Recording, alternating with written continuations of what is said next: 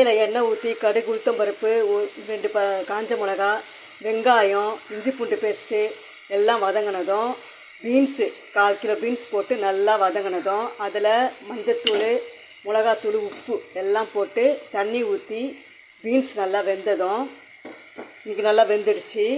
அதில் 2 முட்டையை மிளகுத்தூள் போட்டு இதில் அடித்து ஊற்றிட வேண்டியது தான்.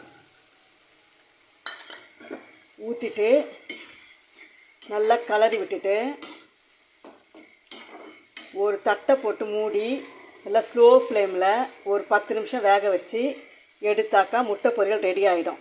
எடுத்த பிறகு நம்ம பார்க்கலாம். இந்த முட்டை பீன்ஸ் ரெடி ஆகிடுச்சு. இதிலே கொத்தமல்லி கருவேப்பிலையை தூவி நம்ம ஒரு கிளறி இறக்கிட வேண்டியது தான். பாருங்கள், முட்டை பீன்ஸு நல்லா அழகாக ரெடி ஆகிடுச்சு.